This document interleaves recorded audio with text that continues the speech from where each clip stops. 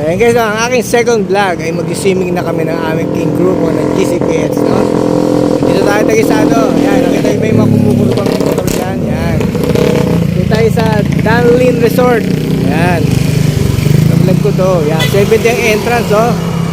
Swimming pool. Yan, may snorkeling, fishing, island hopping, oh. Pwede kayo mag-rent. Ayan, Danlin Beach Resort. Ayan. Ay, mga motor namin. Sa grupo ko. Tapos, sakang di pa daw ito patungan. Ganda doon pa yung patungan. Sitio Quarry daw to. Sakop ng Maragondon. Ito guys, pakita ko yung bababaan ko dito. Ayan. Shoutout kay ate. Ate, baba na ako ha. Ayan. Yung nga na problema nito, ganyan katarik.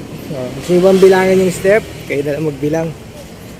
Ayan na guys, di man ganun kalayo yung lalakarin. Ayan. Tama lang yan, nakalagay. Nahubing ang aking pantalon. Nakabikit kasi yung dala ko. Ayan guys, Danlin Resort, Sitio Quarry, sakop ng Maragondon. Ayan guys ha. Kanina galing tayo doon sa Mount Nagpatong. Maragondon din yun. Nahubing pantalon ko. Ayan guys ha. Ayan lang guys yung view dyan. Continuous ko yung vlog dyan ha. Pinakita ko lang yung baba nyo rito. Kung gusto nyo mag-swimming, sinama ko sa aking vlog ang Danlin Resort.